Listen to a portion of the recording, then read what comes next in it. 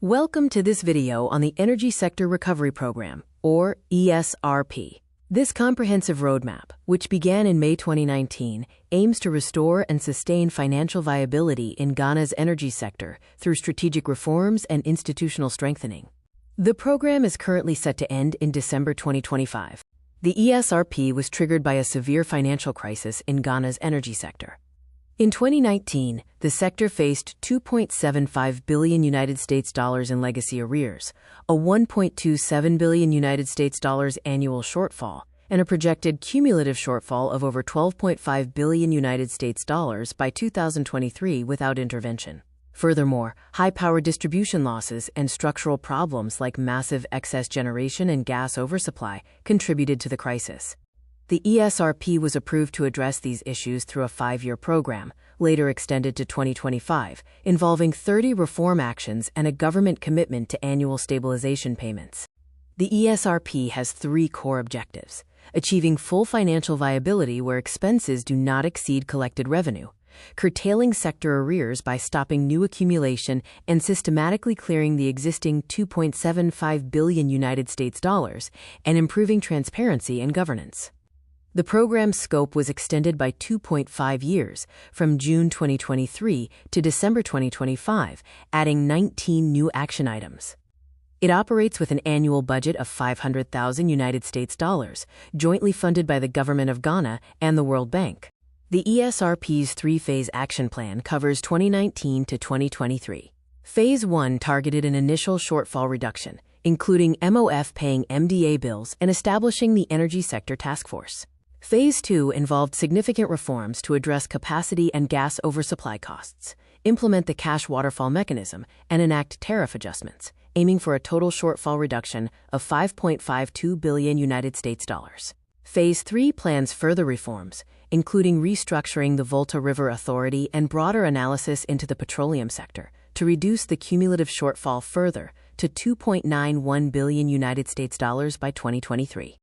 As of January 2022, 17 of the 30 ESRP action items were completed, representing 57% completion. 12 items, or 40%, were in progress or delayed, and 1 item was dropped. The completed actions are foundational for achieving the program's objectives. However, the pending items remain critical for closing the remaining financial gap in the energy sector. The ESRP has led to a total shortfall reduction of $4.88 billion between 2019 and 2023. Key achievements include approximately $412 million saved from the car power ship relocation and conversion to gas, and $3.11 billion saved by reducing gas oversupply. MOF stabilization payments have totaled $5.7 billion since 2019, addressing both legacy arrears and shortfalls. Gas tariff reductions and the securitization of legacy debt via ESLA bonds also contributed to these savings. Despite significant savings, the power sector still faces a challenging revenue shortfall. The ESRP's actions are projected to reduce the business-as-usual shortfall from $14.38 billion to $7.9 billion by the end of 2023. The extended ESRP projections aim for a residual shortfall of $4.88 billion by end 2025 without government transfers, and $1.6 billion with transfers. Savings actions, such as PPA reductions and tariff adjustments, are expected to total $1.95 billion cumulatively between 2024 and 2027. The ESRP timeline spans from 2019 to 2025. Key milestones include the ESRP approval by Cabinet in May 2019, the launch of Phase 1 soon after, and the relocation of car power ship in November 2019. In 2020, the Takoradi-Tema interconnection project was completed, and the cash waterfall mechanism launched. The ESRP addendum was approved in June 2023, extending the program to December 2025. Looking ahead, the World Bank Program for Results, valued at $260 million, is expected to be activated from 2024 to 2025. The ESRP was extended due to several challenges and changed circumstances. An exchange rate shock, coupled with worse-than-expected performance from state-owned enterprises, increased the baseline shortfall from $12.56 billion to $14.27 billion. Furthermore, 12 of the original 30 action items remained unfinished by early 2022. The June 2023 addendum addresses this by extending the program by 2.5 years, adding 19 new action items, securing a new $500,000 annual budget, activating the World Bank program for results, and aligning with the IMF Extended Credit Facility. The extended ESRP introduces 19 new action items for 2023 to 2025, focusing on strengthening institutional frameworks and operational performance. These include establishing an interagency debt reconciliation framework, optimizing ECG and NEDCO's operational efficiency, and addressing excess take-or-pay capacity costs. New items also target regulatory compliance, financial transparency, and infrastructure improvements, with some measures receiving World Bank funding to support implementation.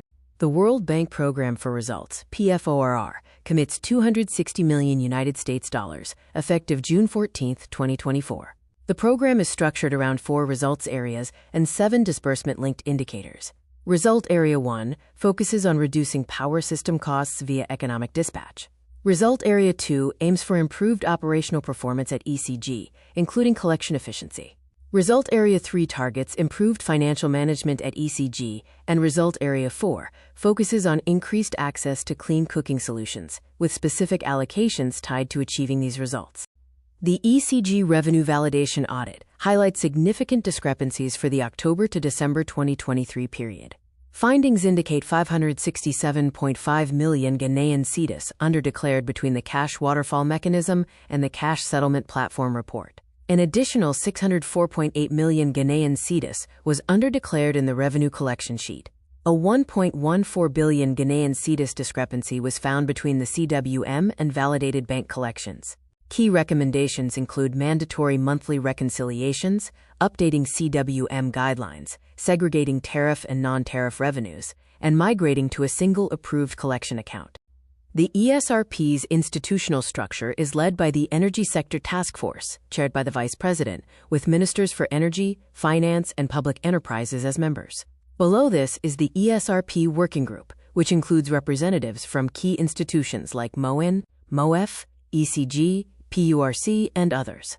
Implementation is decentralized among these entities, covering areas from program coordination and fiscal controls to tariff regulation, revenue collection, and transmission operations. Monitoring and evaluation are managed through quarterly reporting by the ESTF and verification by independent verification agencies under the World Bank's PFORR. NEDCO's meter deployment faced challenges, with 150,000 meters deployed against a plan for 693,000. Key financial figures remain significant. Legacy arrears totaled $2.75 billion in 2019, with MDAs contributing 47%. Annual excess capacity cost was $320 million, while the car power ship relocation saved $412 million. MOEF stabilization payments reached $5.7 billion. Gas tariff was reduced from $7.29 to $5.94 per MMBTU. ESLA bonds totaled 10.39 billion Ghanaian cedis, and gas oversupply posed a risk of $1.36 billion per year. The journey toward financial viability shows the problem identified in 2019 was a $12.5 billion projected shortfall.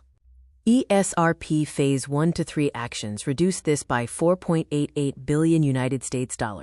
Despite this, a revised baseline in 2023 showed an $8.28 billion residual shortfall. The extended ESRP in June 2023, coupled with the World Bank P4R activation, aims for a target outcome of a $1.6 billion residual shortfall by the end of 2025. This demonstrates a significant yet ongoing effort toward sector recovery.